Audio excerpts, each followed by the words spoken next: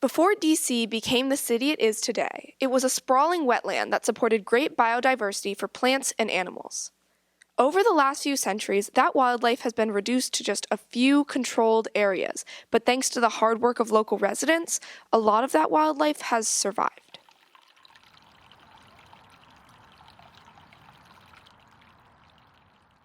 Despite urbanization, plants and animals have found refuge in Sligo Creek. It is a sub-tributary that reaches from Wheaton, Maryland, down to Prince George's County, where it eventually converges with the Northwest Branch. The creek's close proximity to residential areas, while depriving it of the protection it once had, gives way to a symbiotic relationship for both the community and the wildlife. I'm an ornithologist at the Smithsonian Migratory Bird Center, where my job is to study the survival and movement of birds around the greater DC area and really across most of the eastern United States.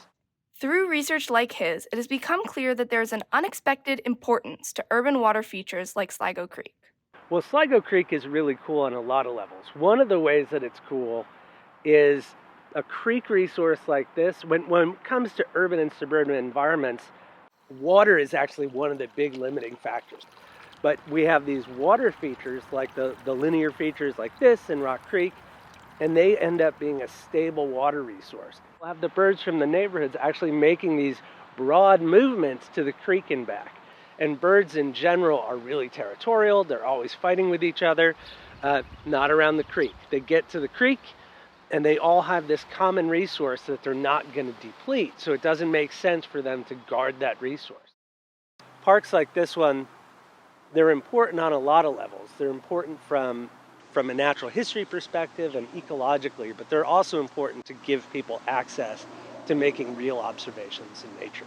Hi, I'm Hisao Yatsuhashi. So I've been a bird watcher since about 2010. It's kind of like a superpower. You start to observe things and notice things that maybe your quote-unquote normal person would not see or be interested in. So it's just a way to connect to nature and give a certain dimension to being out in the world. Washington, D.C. has a great birders community. I started going on walks with the DC Audubon. You get to learn the places to go that have the best chances of seeing some good birds. The same urbanization that allows for an accessible landscape also leads to a shift in the bird's most prominent feature, their song. I have a sound recording device that I have up in the woods over here. So if you listen, currently we've got that roar of the highway. That roar of the highway is always there, and we can pick up just those specific frequencies. We know that some birds will actually shift their song around it, sing a little bit higher so they can be heard above the din. We can think about birds vocalizing as sort of a method of fighting, right? More than anything else, they're vocalizing to defend their territory, right? They can establish their territory without having to fly around and get in some sort of actual combat with other birds. Those birds that are able to adjust their song are able to sort of get around the problem with how they sing. With those that can't adjust their song, they're not getting around that problem. Sligo residents have banded together to fight some of these issues. My name is Kit Gage, and I've been working with Friends of Sligo Creek since 2005, and I've done a lot of work, especially with their stormwater committee.